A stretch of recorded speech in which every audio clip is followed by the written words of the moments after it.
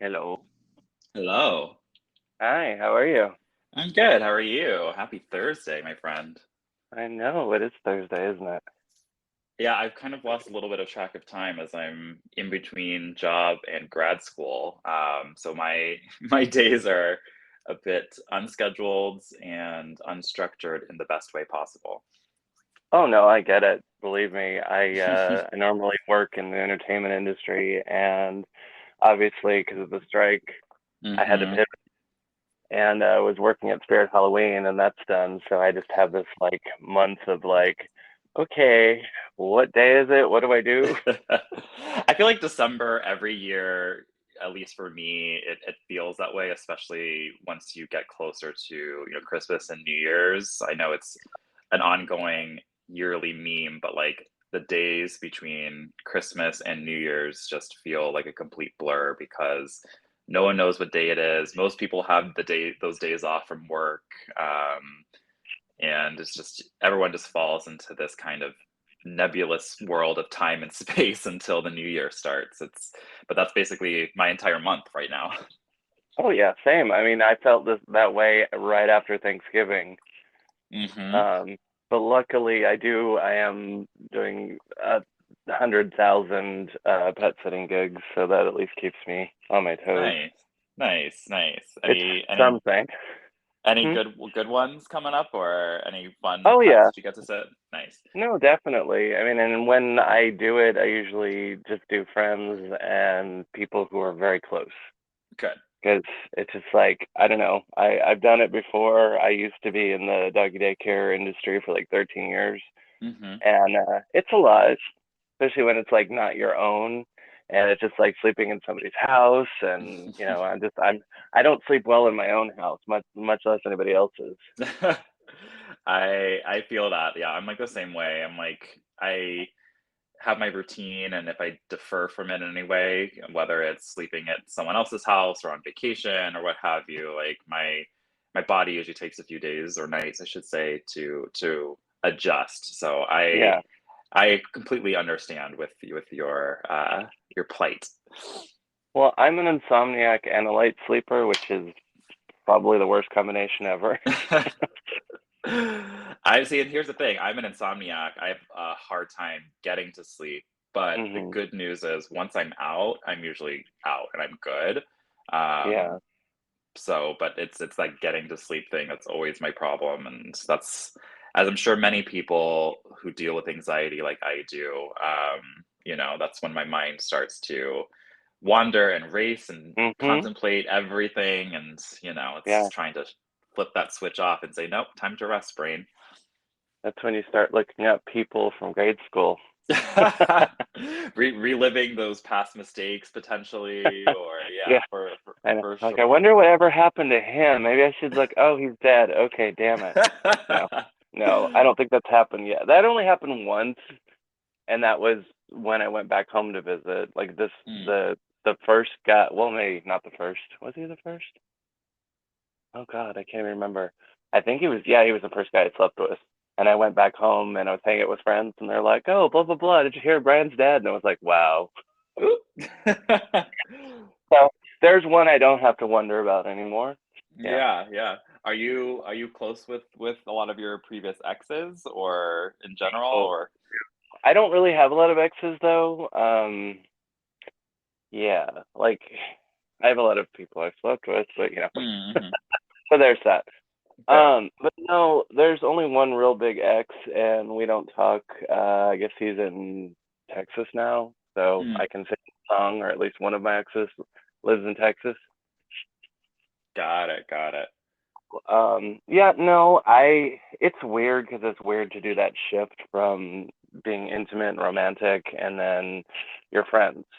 Yeah, yeah. Um, It's like, it it's interesting. Like for me, I can say that although it took time with most of my relationships, of the serious people that I dated, and look, I've slept with a lot of people, I'm not gonna lie about that. But when I'm when I'm in a relationship, I tend to be someone that is in it for the long haul. And for a right. majority of my relationships were, at least a year, if not multiple years. And so Hmm.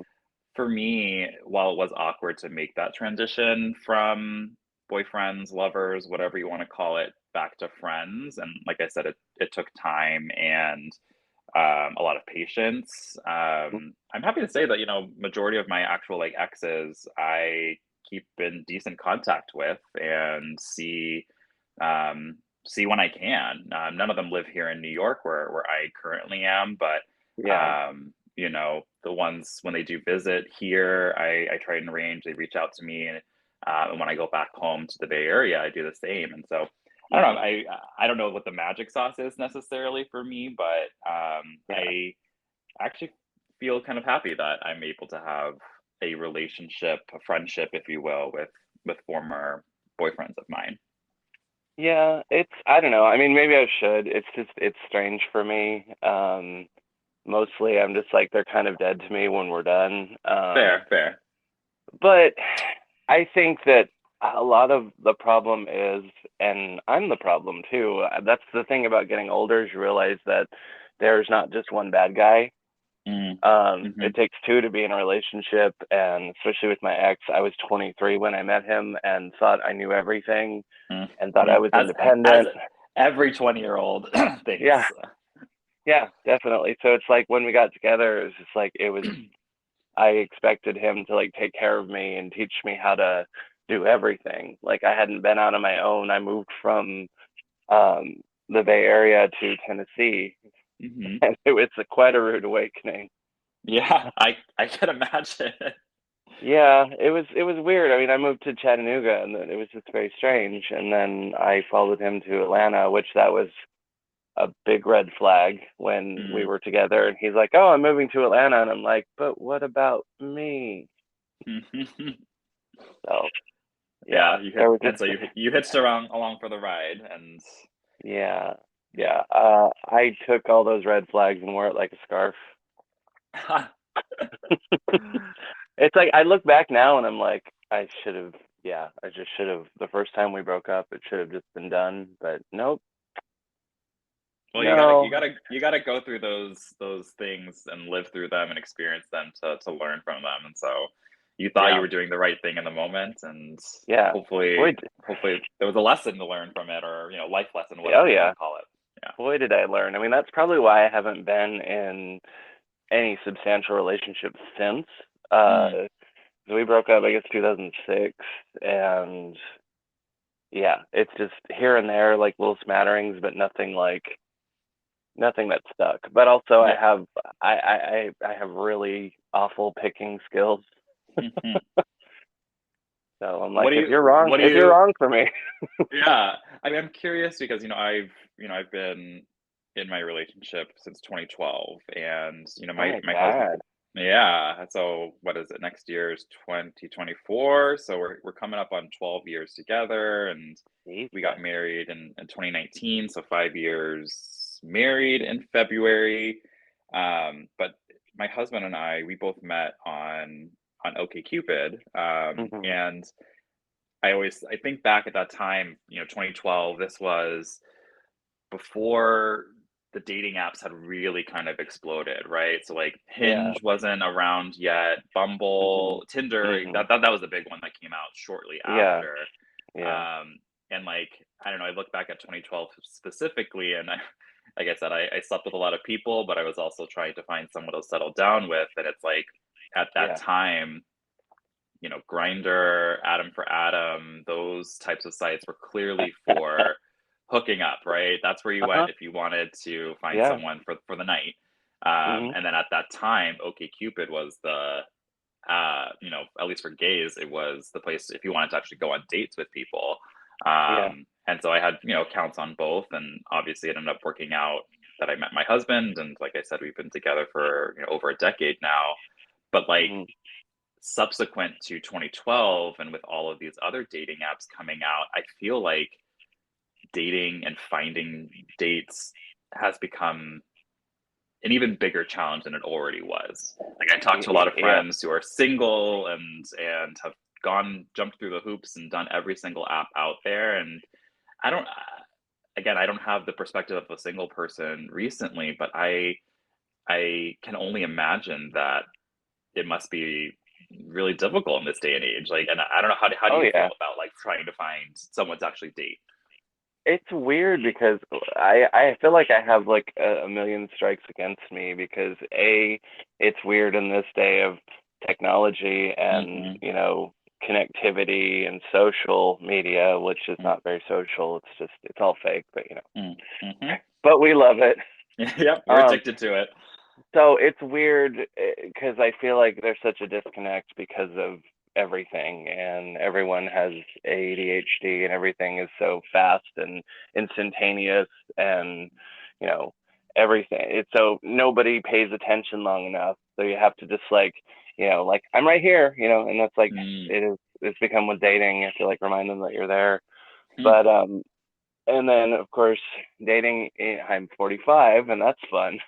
Mhm, So mhm, because it's like, well, date younger, but then there's that age gap, and then it just gets a little creepy at some points.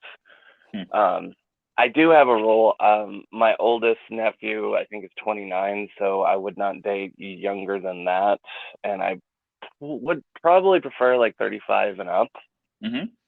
But then I feel weird because I think about like guys in their 50s, and I'm like, oh, that's too old for me, and I'm like, you're almost 46, so I don't know. But and then being a gay man and dating in this weird world, because I feel like gay men already have a short attention span. Yeah, yeah. Not all of them. I mean, that's a generalization, but so it is weird. I'm one of the weirdos. Like, I actually go on places like Grinder and Scruff and actually like talk to the guys. Yeah, yeah. Because Do it would be kind of funny, be like, how did you all meet? Like, well, Well, um, it's funny because I mean, I guess I mentioned met my husband on OkCupid, and like I said, back then in 2012, I felt like the two different apps served different purposes in terms of the types of oh yeah, connections you were trying to make.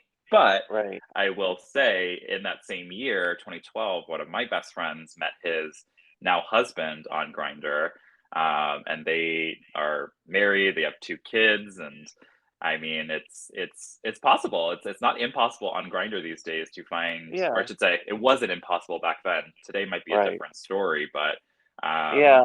you I'm just know, starting to feel like Bugs Bunny in the cartoons, like I made a wrong turn in Albuquerque.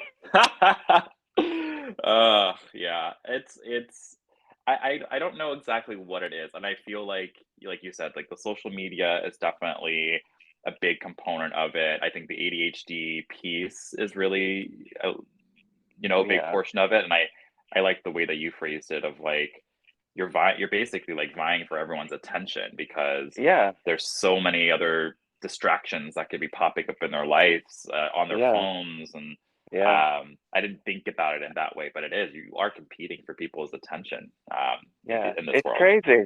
I go to like there's this bar that I go to all the time. It's called Mary's. It's a queer bar, and like, well, I guess it doesn't matter which bar it is, but like I'll go places and I'll be in line for the bathroom, and I'll be the only one not on my phone, and then I'll Mm-hmm. try and interact with them, and I'm like, oh, I guess I should break out my phone, and they Yeah. just all glare at me. I'm like, never mind. I don't know, but it's just hard because everybody's plugged into something and they're not actually looking at people or listening or being present, and it's hard to be present in the moment. And um yeah, dating is just, it's wild. Yeah. But I don't know, I'm working on it. Who knows? I do feel sometimes like I'm going to be the last single person on earth, but I know that's not true. Yeah, but it still feel, I mean, I get it. Like again, but dating is exhausting, and you have to put effort into it. It's not Yeah, something that you can be passive about.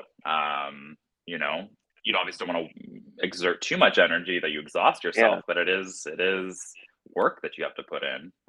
oh yeah. So yeah. Well, then Uh, I have people that, of course, I have friends, they mean well, but they want to tell me like how I should approach things. mm, Like, I'm very forthcoming with like everything. I've always been that way. So a lot of people are like, well, don't tell them this and leave an air of mystery and don't do this. And I'm like, don't no. they want to know that I'm psycho right off the bat? That Uh, was the thing, like, and that's something I feel like that has not changed in dating in general, is like the game playing. it's Like bullshit. It's so bullshit. Like I'm sorry, the whole like leaving people on red or you're not, taking a few days to text someone back so you don't look too over eager. Like that is Yeah, not a game that I ever liked to play. Like no. even to this day, like, if I hook up with someone, my husband and I have an open relationship, so we see other people sometimes, like Hmm. I'm not gonna wait a day to like text someone after hookup. Like I'm the kind of person that's like, I had a really good time with you. Thank you so much. I hope you had a Oh great yeah, time too. Like I will text you 30 minutes after I leave your apartment just to like shit. say how much say I had a good time. I'll get in the car and be like, thanks. Yeah, exactly, Good, exactly. good, good show. Yeah. So like and I mean again, these are for, hookups and what have you, but even Oh when I yeah. was on the dating scene, like I never understood those games. And I didn't want to, play Well, them that much. I feel like it doesn't really matter. It's like hookups or dating or whatever. It's all like kind of just this amalgamation of just like craziness. Yeah. And it is a big game. And then the big thing I've noticed is that a lot of guys will hook up and they'll like block you immediately after. And I'm like, I don't understand. I thought this was okay, fine. Yeah, I don't understand that either. Especially, I mean, it's just so it makes no sense, right? You're given no context as to why, Yeah. um, and at the end of the day, like it's not a Uh, problem. If you get blocked, it's not your problem. It's clearly their problem. Oh And so yeah. that's the way I try to think about that because it happens to absolutely everyone. Yeah. Um, but it still isn't the best feeling when you are just kind of left hanging basically. And Yeah. yeah, again, another game that is stupidly played in the gay community.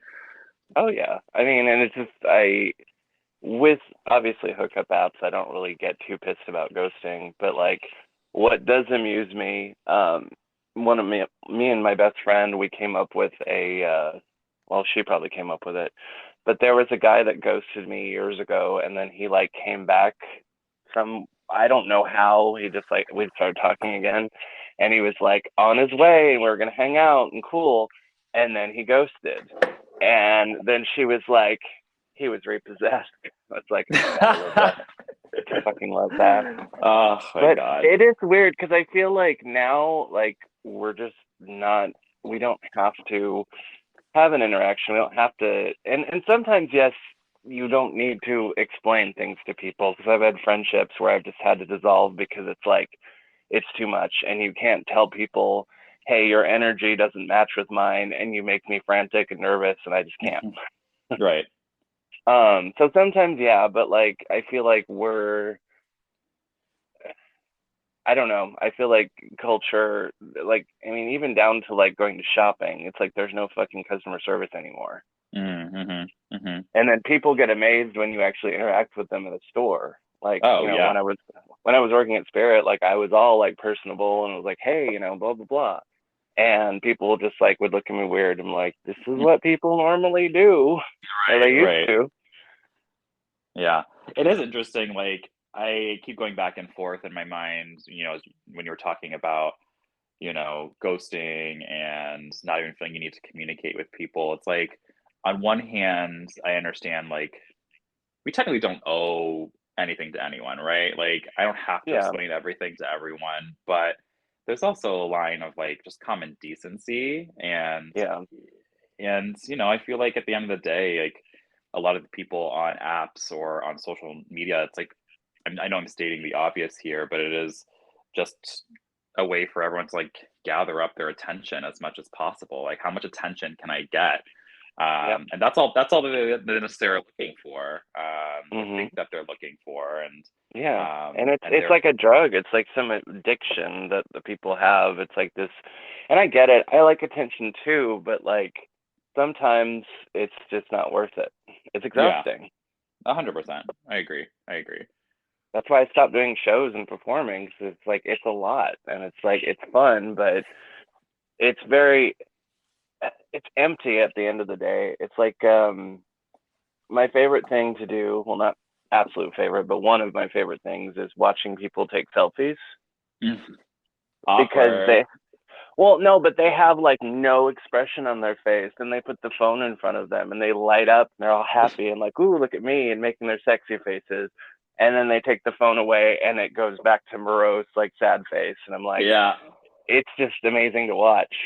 Yeah, it is amazing to watch, and I feel like on one hand, I can respect people's devotion to being able to do that, and in some ways, to be able to like tune out the rest of the world around them. It's like on one hand, kind of admirable, but on the other hand, Yeah, how self-indulgent and lack of self-awareness, like particularly when if you're traveling somewhere with a lot of tourists and you're at a tourist trap location, and yeah, I was lucky enough to be in Italy this past summer for the first time, and so I was doing tons of the touristy stuff, and just the yeah. world of people trying to take their own pictures, like you said, like Uh huh.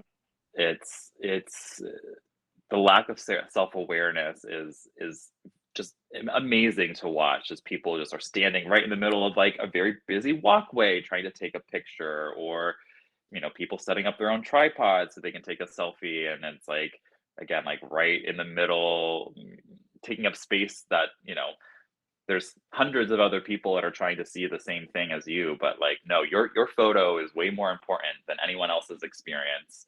And Yeah. hi, did I do something wrong?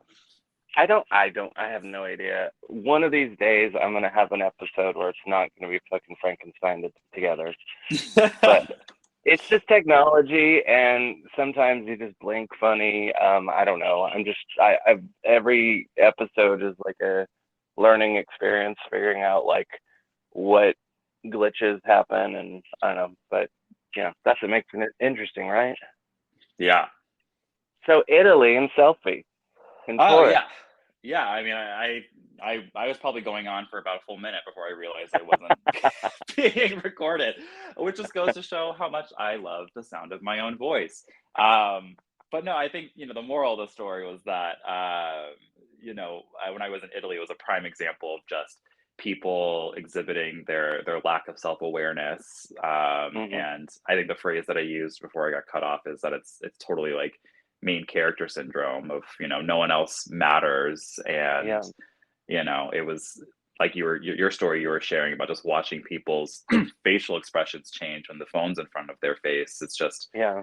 watching people try to set up the perfect shot, while in Italy was just it was hilarious to watch, because that is what vacations have become. It's all about, let me get the right shot, and how am I gonna show it off, to all of my friends and family on my Instagram or my Hmm. Facebook. And Yeah. um, back to what you were saying, no one's living in the actual moment and interacting with the site that they're at, whatever sort of tourist location they're at, taking it all in, Yeah. and learning. It's just picture, picture, picture, post, post, post. Let me get those likes. But Uh-huh. yeah. Yeah. My roommate was in Tahiti, and he kept messaging me, and I'm like, why are you messaging me? Go and look at the ocean, go Yeah. do things. Yeah. I Like, mean, I always use, if I was lucky enough to be traveling abroad, I would purposely not buy like a SIM card or what have you, and I would turn my airplane mode on, and the only time I yeah. would connect to the internet is when I had Wi-Fi at a restaurant or a hotel type situation, and I loved Hmm. that because it there was no way to connect to social media or anything Yeah. while and so it was a really easy way to just stay disconnected and not, Hmm. um or I should say, just to remain in the moment. So Right. Yeah. There are days when I fancy like some sort of apocalyptic, um, like where the internet would go away and just like mhm. go back to like, but then of course a lot of the younger generation would fall apart. But Oh my gosh, and yeah. not forever, but it's just like I feel like we're so fucking dependent upon these phones, and it's weird to grow up in a world where when I was little we had 8 tracks and then record Mm, players and then mhm, tapes and then CDs, and then everything was like a separate component, mhm, and now mhm. it's like it's all in your hands. I mean, Yeah. we had a rotary phone growing up, one of those that was so heavy you could like probably kill somebody with it, and like and it's just weird how technology has how far it's come, but it's Yeah. also like an addiction. Yeah. Yeah, I mean, I think about that too. It's like, you said you're 45, 46. I'm about 9 years younger than you, but I'm sure you and I have similar experiences of the transition of technology, right? Like, so Yeah. I grew up in a time where, like, when I was coming of age, like AOL was booming, right? That was everyone was using AOL, and Mhm. for me, I obviously grew up offline, but then when Yeah. AOL came around, we all of us were figuring out what does this mean, and Yeah. I started off in AOL chat rooms. That's how I connected with people. Then that Mhm. progressed for me to like Live Journal, which was like my next social media. So like Oh. I'm tracking. You were talking about kind of like physical technology, and for me, it was always Yeah. been like the evolution of you know either social media or finding communities online. And like I said, it went from AOL to Live Journal for me. After Yeah. Live Journal came, the Friendster MySpace era, which lived for a while, and then, clearly evolved into where we are today with, Facebook, Instagram, Twitter X, whatever you want to call it. Yeah. Um, and on one hand,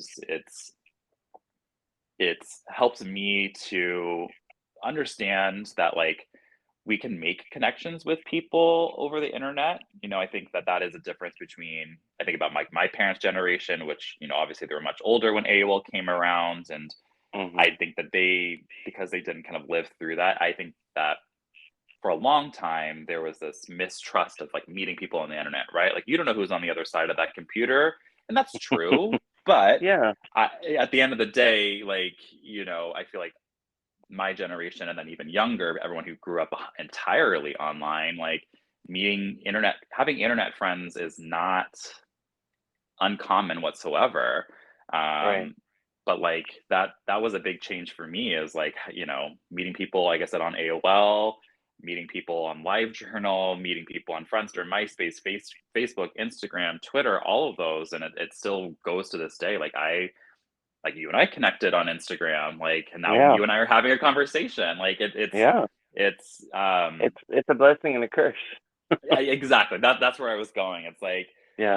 on one hand, I feel like I do get to make some good connections with people, but it is I feel like nowadays it is kind of you have to do the work to find the right people you want to connect with because a lot of people, to your Right. point, are not there for real connections. But it is doable, and it's interesting to see how much that's changed and evolved over the past 20, 30, 30 years. Let me age myself. Yeah. Yeah, 30 years.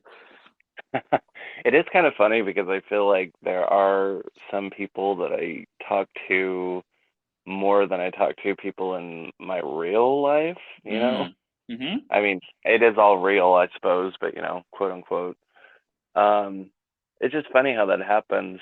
I don't know. I've gained some good friends through social media. I've had good experiences. I've had bad experiences. I mean, my Mm-hmm. ex I met online Mm-hmm. on a now defunct website. It was called gaygoss.net. Ooh, that one did not cross my browser at any point. Yeah. Gaygoss.net. Yeah, it was like a bulletin board like chat thing or whatever where, you just send messages and um Fun. I sent him a message and he thought it was one of his friends like messing with him. So he sent me like the weirdest email back and he was trying to like scare whoever he thought it was away. And so Uh-huh. I just like me being me just responded and I was like, okay. And then that happened and then but yeah, Nice. that was weird because I didn't even think about it. I talked to him for 2 weeks online and on the phone and then drove from California to Tennessee to go meet him. I, So you went full force into it. I was 23. I was sheltered and I'd never been out in the world that much. So I was like, okay, fuck it. And I just got in the car, stayed with him for 2 weeks, and then Wow. that was August. And then I moved to Tennessee in November. So I kind of, Wow. it's like there's two speeds, I guess. It's either like not moving at all or I go full on lesbian. Right, right. Yeah, yeah. it's either let's do this or let's not even bother. Right, right. I So mean, I don't have that. that's commitment, but I mean, like I said, like you had to live through it. I feel like to learn something from it, and it sounds like you Oh yeah. did, and to Well, yeah. like, but No, it just the main thing I guess I take from that was he just I moved there and I was like, he hated the term compromise, and so I always said I compromised, and I moved over there for him, and he mm-hmm, always would point out that he never asked me to. So that was mm, that was probably the biggest thing. But yeah, no, I learned the fuck out of that shit. Anyway, yeah. number two. No, I was gonna say number two. It shows that the connections you guys had a connection clearly, and Hmm. that was that. Even though that started online, it doesn't make the connection that you guys had any less real and authentic. And again, Yeah, I think it goes back to like what I was saying before of like our generation that transitioned from a non-digital world to a highly digital world. I think people older than us don't think that connections can be real when they're online. You know what I mean? And right, I think right. that's something again we learned very quickly as we kind of navigated the transition. And I think people these days, Gen Z and younger, that they don't know anything different. And Yeah, it'll be interesting to see as they get older, what does that mean for them in terms of like yes, the connections they're finding with people online can be real, but there's also a true like physical component of connecting, and how will a generation that grew up entirely online continue to navigate that versus those of us that right. that had a foot in both sides of you know both worlds, if you Yeah. will.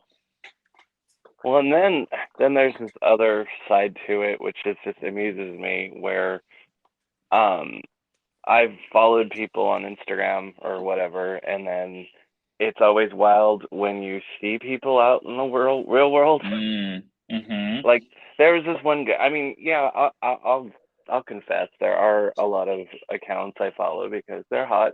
So Mm-hmm. Mm-hmm. pre- present company included. Um, You're too kind, thank you. but no, there's this guy that I follow that lives in Atlanta, and he was at the bar that I hang out, Uh-huh. and I just walked up to him, and I was like, it was so weird because it almost seemed like a famous person, but I was like, I follow you on Instagram, and I was like, oh god, I'm an idiot. But And yeah, how did I he mean, respond? How did he respond to no, that? it was good. He recognized me, and we chatted for a little bit, and but it is kind of almost like that whole internet famous type of situation. Yeah. So, and it's like, oh well, the amount of followers you have, and likes and whatnot, and it's Mm. just it's like dating too. It's just a game. Oh yeah, It's 100%. And it's all just screaming at the top of your lungs, please like me. yeah, oh 100%. And I'm 100% guilty of it too, as someone who has an account that is, a thirst trap account. I mostly post, shirtless underwear photos on my account. I know the purpose of that is to garner attention, garner likes. I Right. have, as you know, I have a Twitter with I would say a decent following, and that's obviously I a place. actually got rid of Twitter. Oh, good for I you. just Good for you. I can't, and I keep wanting to because I know that there's things I'm probably missing, but I'm like, it's fine. Yeah, I mean, here's the thing. It's like on Twitter, for me, it's yes, it's a place where just like other social media, I'm posting for attention, for the likes, like that. I think anyone who says otherwise or says that that isn't at least a component of why they have an alt account or any sort of thirst trap account is lying to Yeah, themselves if they can't admit it. yeah, Um, but at the same time, I kind of view Twitter for me, especially, in a post-pandemic world, it has become another place, basically another social network app to find hookups. Like to be quite honest, on like I Twitter. have, yeah, like That's because wild. at least how I feel here in New York, like here Maybe in I New need to get York, back on Twitter. maybe because people, it almost becomes like you said, like when you're vying for attention and you are trying to find people to hook up with you, it almost becomes your, how do I want to say, it's almost like a your billboard, right? Like people can go on my Twitter and see everything about me, right? You can see Mhm. what I look like naked. You can see like what I like to do when I'm naked. And if if you are into that and you like what you see, then like great, reach out to me. Like we live in New York, like we can hang out, we can see what Right. happens. Right. Um and so it is this interesting thing. And like I would imagine other big cities like Atlanta back in the Bay and LA, Yeah. like there's a Yeah. lot of high concentration of gays who are, have alt accounts on Twitter. And Oh yeah. yeah, it does become, it kind of becomes this interesting community of people who can hook up with each other. And at the very least, it takes some of the potential risk of like catfishing out of the equation, Yeah. because again, people typically are posting multiple photos or videos on their Twitter. And Oh yeah. like, like I see, if you see my Twitter, that's that's what you're going to Oh get in real life. You know what I no. mean? Yeah. I mean, and yes. Every time you mention your content on Twitter, it's like I get a thought bubble. I'm like, I'm very familiar with that. God bless you. Yeah, yeah. But at the same time, we keep talking about these contradictions, which I think I feel like life is full of them. What I will Yeah. say about having a Twitter is that yes, it's an advertisement for like what you see is what you get. But on the Mhm. other hand, and again, someone who deals with a lot of anxiety like I have and continue to, it also, for me, it is like it almost is like creating a reputation that I feel like I have to uphold, right? Like we all know Yeah. social media is a facade and you post only the Mhm. best things, and the same is true of Yeah. alts, right? Like you only post Mhm. when you're looking your best, and that's you're presenting your best self, right? And so Yeah. when Yeah. you're finding people to meet up with via Twitter and they've seen all the goods, so to speak, it almost becomes of like, okay, well, what if I'm not what they expected, or Yeah. I, don't perform in the same way. Like performance anxiety, I think is a Mhm. very real thing that a lot of people Oh go with. yeah. And I Yeah. question whether Twitter and having an alt account and letting people into that world before you hook up with them, whether that's a benefit for your reputation or not, in Yeah. terms of having to live up to it. Oh yeah. I mean, definitely. Like, I've not hooked up with guys from, you know, social media or whatever, just because I'm just like, oh, I either worry that I'm going to disappoint them, or that the idea in my head is just better than it would be in reality. So like, I just Mm-hmm. end it before it even happens. Yeah. But the interesting thing about that too is that I feel like, I was raised Baptist, so Mm-hmm. I still have not really hang-ups, but there's a lot that I haven't explored, and Mm-hmm. so um, I am in my older age. I'm, I guess, discovering how to embrace a lot more than I did before. Mm-hmm. But it's been hard. Like growing up, like in the gay community, it's very narcissistic. It's very no femmes, no fats, no Asians, no blacks, blah blah blah Mm. blah. Yeah. Bullshit. And it's funny too, because for me, it's like, okay, I have tattoos, but my nails are always, I always have them painted. There's, Mhm, that's just my thing, and it's mhm, not even a gay thing. It's just like it looks fucking good and I like it. But mhm, I know a lot of people trip out because they're just like, oh, I'm not exactly what they're looking for. I know I'm not mhm, everybody's taste, or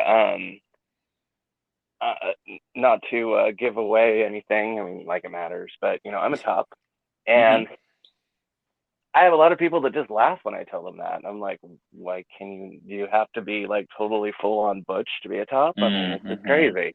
mhm. And then it's just, Do you find any difference and I know you're talking about, like, the age of people that you hook up with, you don't hmm tend to hook up with younger people, but I'm curious, oh no, I hook do you up with younger people. I just don't date okay, them. do you fair, I would probably do the same thing, but, like, Do you feel like do you see any generational differences with those assumptions between tops and bottoms? Because I Yeah. fully agree with you. Like, especially like older generation gays, I feel like I feel like too many people live in this, you know, what's the word I'm looking for? This world where like, stereotypical actions and Mhm. behaviors make you a top versus make you a Yeah. bottom, and Yeah. they tend to go along the masculine and feminine lines in terms of what you were describing.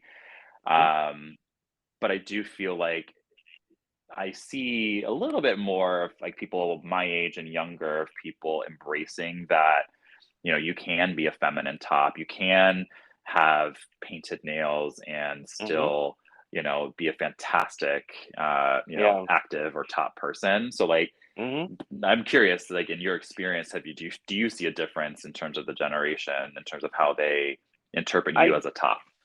Yeah, I do. I think that they trip less on it. Mm, I don't know. It's just it's sort of having to cultivate and like really be sure before any of this, because like I don't know, I know it's just there are too many preconceived notions, and yeah. I think it has gotten better, but I still think that there is almost this like handbook slash rule book that we Mm. all got when we came out of the closet with our toaster. Um, and it's funny because it's like when I came out, like I came out as bi because I was like, well, it doesn't say that bisexuals are going to hell. And then I got Mm, older and I was like, well, I'm more queer because I date cis men and trans men. But mhm, it's the masculine presenting that is attractive to mhm, mhm, me. I don't know, and it's just I think it goes in circles. I think that we've gone back to a place where everything has to be labeled, and I've just never mm, wanted it. I'm like, I'm mhm. just me. I don't care. I'm like, I do whatever. I can build things and change a tire, but then I can, do your makeup and do my nails, and like it's just Yeah, I don't know. But and I don't even consider that necessarily gender fluid. I'm just me. I'm yeah, a big old queerdo. yeah. Well, I feel like in And I this know that world, go ahead. just saying, I know that sometimes that's a lot to take. I think a lot of people are afraid of people who know themselves. Yeah. Yep. I think it's intimidating. Yeah. Well, like what I was gonna say, in this world, everyone wants to put labels on themselves and put them in a box because that's the easiest way to identify both themselves, but then also to identify other people, right? And that Yeah. goes across the gamut from gender, sexuality, race, all of those things. And so, Mhm. you know, on one hand, I would never want to take away anyone's right to label or identify themselves, but Yeah. I do feel like when you then put yourself in that box and you put the blinders up, so to speak, like then Mhm. that's where I feel like you're not allowing yourselves to be a bit fluid and to move or to change and evolve. And like that's the Yeah. name of the game. Like I do feel like if you put yourself in one box, then you're never going to keep your eyes open to other things. And Yeah. I think ultimately we all have a little bit of everything kind of mixed in us. And me Yeah. personally, I don't know if it's because I'm a Libra and I like to have the balance, but like Ah, the scale. I avoid the top bottom dichotomy by just saying I'm verse, which is true. Oh, Like I I very mean, much do consider myself verse, but like I feel like it's a I've safe I've seen the space. proof. Yeah, well, thank you. Like, and I feel like it's a safe space for me to be in because Yeah. I one I guess that I enjoy both topping and bottoming, but Mhm. it avoids maybe a little bit of like me being put into a box of having to Right. be more masculine at the top or more feminine at the bottom. And I like I said, my husband and I have an open relationship, and one of the things that I think is really great about having either an open relationship or if you're single, sleeping with multiple different people is that you get to play different roles with people, which I find to be really interesting and fun. Yeah. I feel like with some people, I get to kind of really live out, you know, dominant top daddy, as masculine as I can be. I don't particularly consider myself super masculine, but like when the moment calls it and that's a role I'm looking to play, like I love to Right. kind of get into that side of things. And then Yeah. there's times where, I just want to be, not to be crude, but I just want to be on my knees and told I'm a good boy and be super submissive. And that's, I Right. love that role too. And so, I personally, when I was growing up, I identified more as a bottom, but then I got to experience other, lovers, other people that I slept with, and Mhm. I brought in my experiences. And again, I personally don't want to put myself into one box and live in my own experiences because Oh yeah. I want to experience them myself to determine, oh, I like that, or no, I don't. And Right. and I feel for people that aren't able to at least try something different. It's totally cool if you've tried, if you identify as a top, like in your example, but you've done bottoming Well, before and you realize it's not for you. Like that's great, but I feel like it's some people just it's a gray just area. yeah, and that's how it should be. And like I said, that's Yeah. where I personally love to operate in that gray area. Right. Like I like I say top, but the thing is like I've done both and I've been versed, but the problem yeah. is that a lot of guys that I've hooked up with that were tops did not know what they were doing, so I was like, Mm. fuck this, let me drive. Ha ha ha. Fair, fair, fair. Yeah. So, and I am talking to a guy.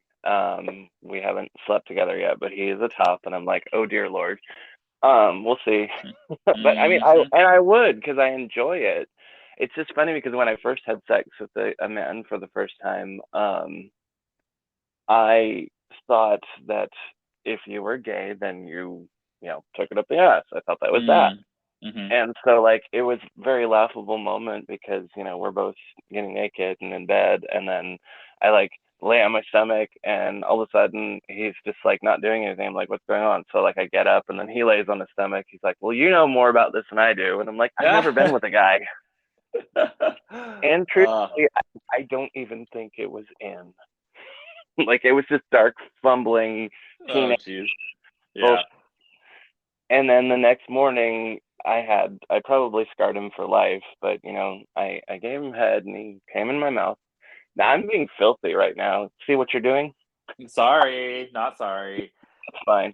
But then I didn't know what to do with it, so like I ran over to the window and spit it out, and it's a two-story house, but I was like, wow, yeah. And that, it's not my favorite, but I don't know. It depends on the moment, but it was just like Yeah. I didn't expect that. Yeah, yeah. That's And I fair. was That's like, fair. what do you do with it? I was like, oh my god, yeah. Poor Uh, guy. It makes it worse that he's not alive anymore. 'Cause I'm like, well, I uh. didn't do that, did I? No, I'm just kidding. Hopefully he had No, other memories to keep to wash this one away from his brain. He I, didn't have to think about I, it. no, I'm not that powerful. No. What I'm bummed about is like he borrowed some of my clothes, and I remember the shirt that he borrowed, like I loved, and I'm still to this day like I never got that shirt back. Womp womp. I, it's fine. I was like 15. I mean, that was 100 years ago at least. Yeah, but I don't know. Hope like I think that, like I said, like I'm always open to new experiences, and getting back to what you said earlier about the gay community being so one-minded, like you said, no fats, no femmes type of thing. Like I think that people who think and approach dating and hook up with those limitations, and it's not even like those are obviously the most obvious ones and the ones that get memed to death even within the gay cult community, as we like to make fun of ourselves. But Yeah. even when I see other people that have, again, I'm going back to like Scruff and Grinder and people who have lists of do's and don'ts, it's like, oh my gosh, like Yeah. I get that you have your particular, everyone's, what do I want to say? Everyone's things they're looking for are valid, but if people are so strict about only hooking up with people, like if you only like hairy guys or you only like smooth guys, like all of these Right. things, I feel like you're just missing out on Mhm. a potential great experience. Like if like the more and more limited or the narrower the scope of people or filter that you're looking for, it just feels like there are a lot of really, really great, sexy people that you could Yeah, be learning from and having fun with and getting pleasure from. If yeah, you just removed those blinders or literally removed the filters. And yeah, that's why like I personally tried to be as explicit as possible in my profile saying like I have no hookups on gender identity, sexual identity, race, size, not none of that because yeah. I found in my past I've slept with all types of people across, the spectrum and Mhm. I've enjoyed a lot of them. And if I said I was only sleeping with a certain type of person, I would have missed out on a lot of great experiences. And Yeah, and so that yeah, that on top of the living in the top and bottom mentality, I feel like those two things are the downfall of why people are not having as enjoyable sexual experiences as they could be, yeah. in my opinion. Oh yeah.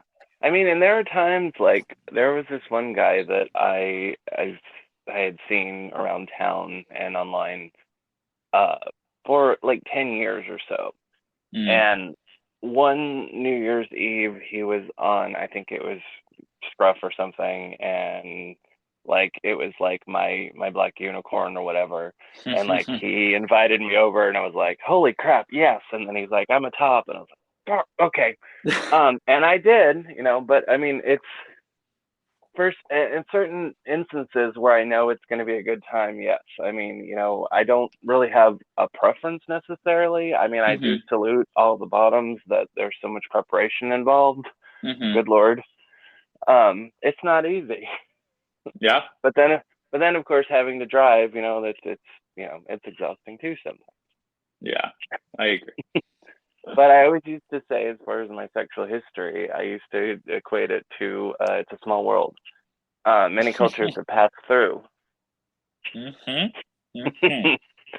So It's a good way to think about it for yeah, sure. yeah.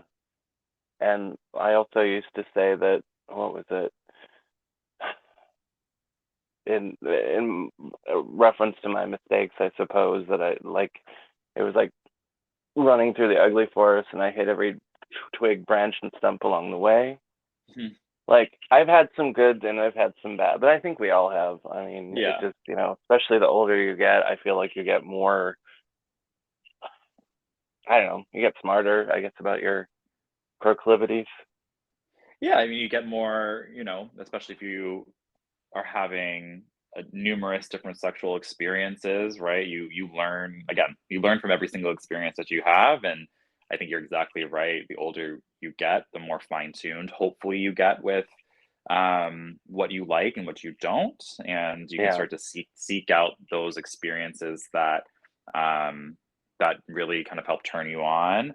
And I think there's a lot of people. You mentioned you grew up Baptist, and I think there's a lot of hmm, other people that for religious reasons or other reasons grew up really repressed and yeah, so they kind of go into this opposite as they get older and they finally are true to themselves they go into explore mode, right? We talk yeah, about when gay men or I guess queer people in general when they do come out it is if they come out later in their adult lives it does become a second puberty almost in terms of hmm, you know you are able to seek pleasure out with people in a way that you were pressing for such a long time that you just want to experience as much of it as possible and so I think yeah. that is also a valid thing that people go through later in life depending Oh on yeah. their earlier experiences too but Well, um then you start to really, like I've analyzed a lot of like hangups that I have and yeah. trying to figure out why. Like I, so the first time I ever saw any S&M bondage, what have you, Mm. was Madonna's sex book and the erotica video. Mhm. It kind of freaked me out, honestly. I was Mm. younger, and I was just like, I don't know what this is. Now I love the visuals of it, but there is still something that's like I'm wary about crossing that bridge, and Mm. I don't know Mhm. why. I know it's probably a lot of upbringing, But like last night, there was a gentleman caller that I visited, and Hmm. he told me, as we were getting dressed, he's like, "Well, I'm surprised that he's like, aren't you into S&M and all that?" And I was like, "No, pretty, I'm not, I don't say vanilla. I guess I'm like pumpkin spice or whatever, or vanilla spice." Yeah. Uh-huh. But he was just very surprised that I wasn't like into the kink community. And I'm like, I mean, I don't have a problem with it. It's just, Yeah. for me, I don't know if it necessarily works. And I, sometimes I feel silly if people want to role play. I don't really care for when people call me daddy because, my father died when I was 2. I have, there's a Mm-hmm. lot of daddy weird stuff, but, Yeah, yeah, sometimes yeah. I'll be like, it's fine. But, that's, I think that the biggest thing is just getting out of your head and just Yeah. going with it and being in the moment, just like on vacation, but also, in the bedroom. Mm-hmm. Mm-hmm. Because I've had people, they're like, "What are you thinking about?" And I'm like, "I'm not thinking about sex when I'm having sex at all." Oh, yeah. Yeah. What do you think? What are you thinking of when you're having sex? I'm curious. Sometimes it's like what I need to get at the store. Sometimes it's like just random shit. Like the best story, which I love to tell. So Christmas morning with my ex, we were having the sex, and I kept laughing because outside I heard a motorcycle, and he was like, "Well, what's so funny?" I'm like, "It's fine, just keep going." And then I heard it again, and I just laughed, and he's like, "What is it?" I'm like, "It's okay." And then I kept doing it, and he's like, "I'm gonna stop if you don't fucking tell me why you're laughing." I'm like, "Okay." I said, "Well," I said, "It's Christmas morning. I heard the motorcycle, and all I could think was, sounds like someone got a new motorcycle for Christmas." And so then we continued, Hmm. and then the motorcycle went past again, and then we both started laughing, and then we stopped. But Right. it was just like, it's stuff like that. It's like, Mm-hmm. it's a trail. Like sometimes I have to tell people like how I got to this place in my head. Somebody, I'll be talking about this one thing or this movie. They're like, "How did you get there?" And I'm like, "Oh, well, you see, I saw this thing, which reminded me of a thing, which got to the thing." Yeah, exactly. The And seven degrees of separation. yeah, but my brain will like, if there's a song on during sex, then I'll be like, "Oh, I haven't listened to that artist in a while." Blah blah blah. And just it's it's just like it's hard to tune that out, and it's just like Yeah. the same with like trying to go to sleep. It's like turning your brain off or being in the moment or enjoying that moment rather than um. And I know it's probably a lot just to do with relaxing, Yeah, for plain and sure. And simple. I mean, I wouldn't. It could also be, a distraction to. I mean, at least for me anyway. Like when I find that I am not feeling like I'm connecting in a sexual situation, part of it is, as I mentioned before, an anxiety thing for me in terms of, Hmm. not trying to focus on it. I feel like if I focus too intently on the task at hand, sometimes it can just create even more anxiety, Hmm. and so I understand like the disconnection piece, but I also feel like I'm trying to be a lot more cognizant of those moments where I am disconnecting in the moment, and realizing, okay, Brian, bring it back in, Yeah. because ultimately, like that's for me, like the sex is about the connection, and I do, Hmm. like you were saying earlier, like I like to have conversations with people before Yeah. we get naked, and I know Yeah. that's not everyone's cup of tea. Some people want to get in, wham bam, thank you, ma'am, type situation. And That's that's that's always not. weird because I feel so rushed. You're right. Yeah. And I've had those moments. Don't get me wrong. Sometimes Oh when, yeah. the moment strikes and you just want to get your rocks off. There's nothing wrong with Hmm. that either. But in general, I want that sort of connection and that chat as well. And Yeah. so, I want that to carry through the entire experience. And so when I do find myself drifting off, I'm trying to be more aware and bringing myself back in those Yeah. moments. Yeah. And the same thing goes even when I'm, by myself. I think when you're, masturbating or what have you, I can find myself being easily distracted and my mind wandering to my Yeah. to-do list, or what am I going to eat for Hmm. dinner later? And it's Hmm. like, wait, hold on. Like, Yeah. let me bring it back to why I'm here, and being able to connect Yeah. even when it's just with myself. Yeah. Well, I think we just all get caught up in the hustle, and it's like it's that whole not quite work mentality, but sort of. Mm. Mm-hmm. I mean, it's just that go, go, go. Everything's so quick, and it's like even your pleasurable chores, maybe not a chore, but Right. um, but even that should be rushed and like, hurry up, got other things to do, and it's just this frantic sort of, and I think also we're taught that, to, I guess it's almost like a lazy thing, or it's like giving in to pleasure, and then that goes there's so many avenues that you could Yeah. go with that. Oh yeah. then, Oh yeah. then that would bring me back to religion, and oh boy, that's a Oh boy. that's a It's so funny three how hour sermon. all of these are connected, right? Like Hmm. it's just, you went to religion, Yeah. my mind was going when you said work, I was like, yeah, because we operate in a capitalist society. Like it's Yeah. all of Yeah. that is connected and makes us Yeah. be Well, and crazy also like anxious humans being we in the are. moment with sex, with masturbation, with vacations, with just life in general. It's just like Yeah. it's all connected. It's all Jesus' It fault. No, I'm just kidding.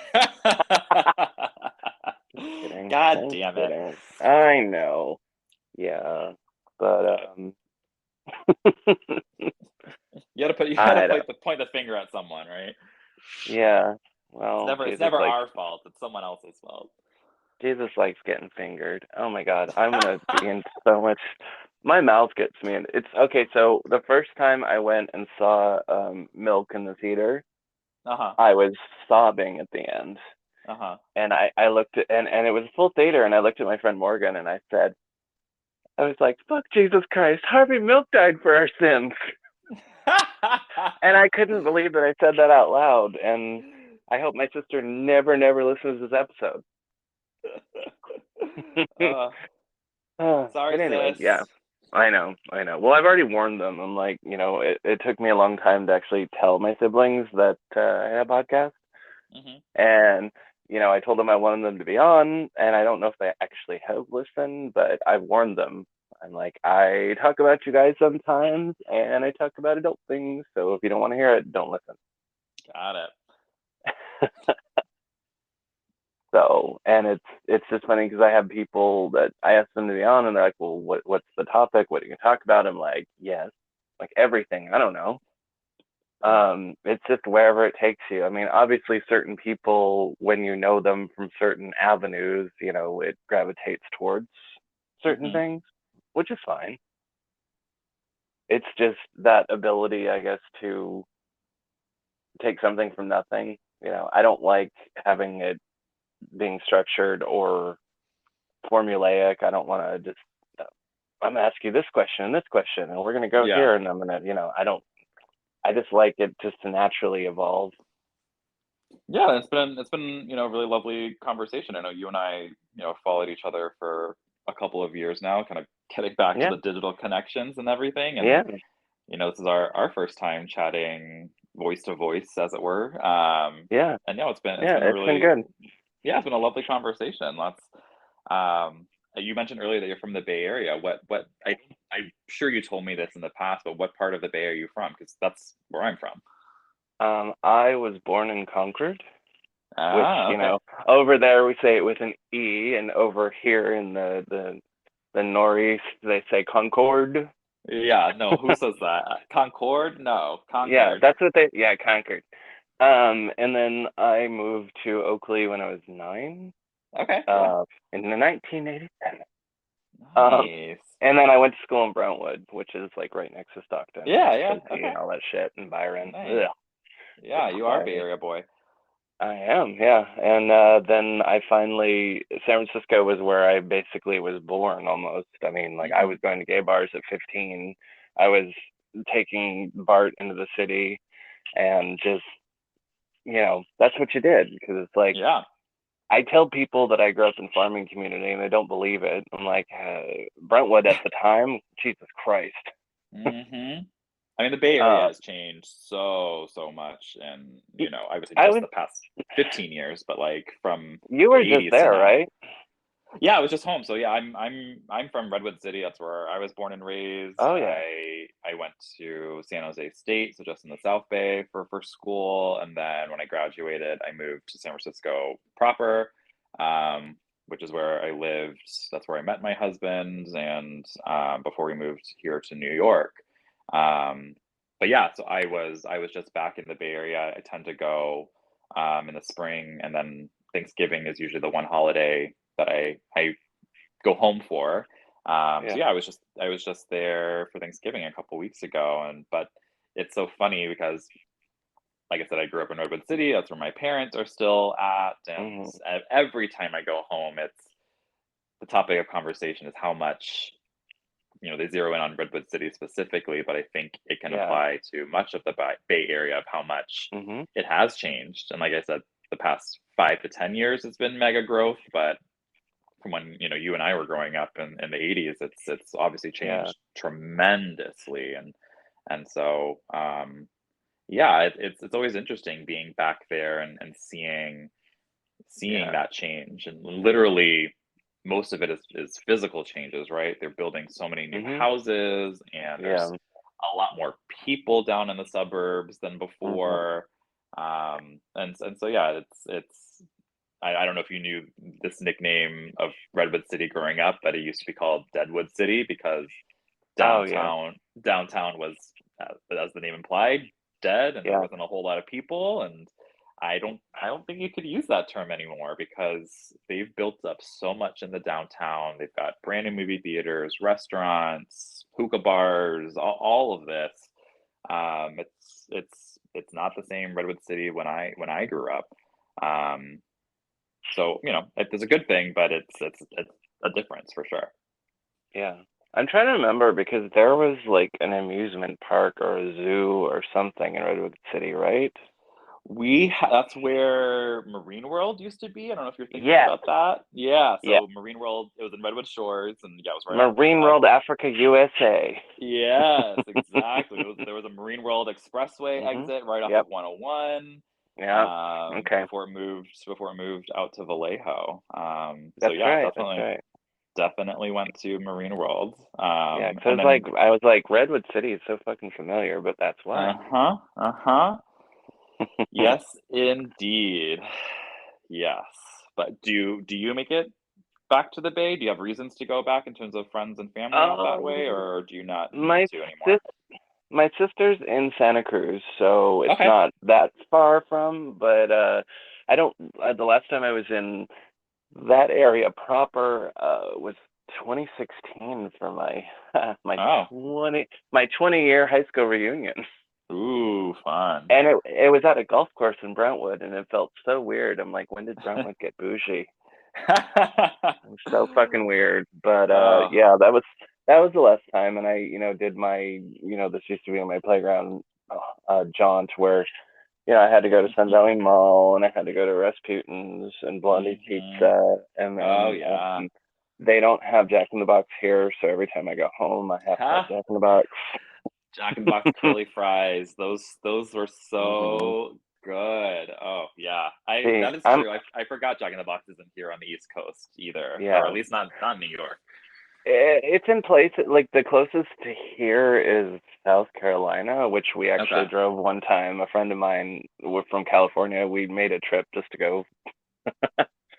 I'm a Nice. breakfast jack boy, so Nice. that's my thing. But they're no longer 99 cents. They're like $3 now, and I'm like, what? Oh, right. I mean, Jack in the Box, McDonald's doesn't have a dollar menu anymore. I guess that's oh, as I the don't world we I live don't go in. to McDonald's anyway. It's gross. I don't really even do fast food a lot. If I do, it's Wendy's usually. Fair, fair. I just remember those fries, those curly fries at Jack in the Box. I know, Those were the best. Those were the best. I know, and the cheap tacos, like two for Mhm. a dollar or something like that. Mhm. Mhm. Absolutely. French toast sticks in the morning. Oh, Oh now my now you got God, me yeah. now you've got me hungry. Ready for lunch. It's it's funny because Jack in the Box, that was like one of my first jobs, but it didn't Oh, last nice. long. Well, because I remember, like, whoever the guy, it just seemed kind of shady. Like, I remember I was at the register and I counted my drawer and it was like slightly short, and they like took it out of my paycheck, which isn't like something you should do. Right. And I just, at the time, I was like, no.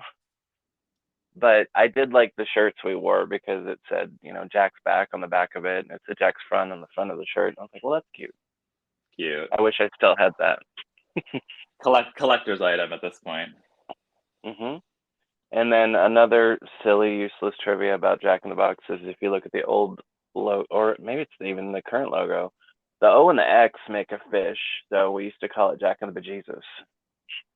Oh, I'll have to look at it. I feel like someone told me that before, and Yeah, I don't know, I didn't yeah, connect it, but yeah, that makes sense. little silly things. Mhm. Mhm. All right, friend. Well, I'm going to wrap it up because Perfect. it could be like a 5 hour convo. Yeah, I mean, Um, I appreciate you taking the time, and it was lovely to yeah, chat with you, and look forward to seeing this on the pod get published. yeah, it'll be fun. And also, the cleaning people are about here, and I'm in my bathrobe, and I should probably put clothes on. There you go. You don't want to give the show away for free, do you? No, that's for the internet. No, just kidding. Exactly, exactly. Well, thank you so much, my friend. It was so good to chat, and You we'll too. we'll stay connected. Yeah, I'll talk to you soon. All right, thanks, Ed. All right, bye. Bye.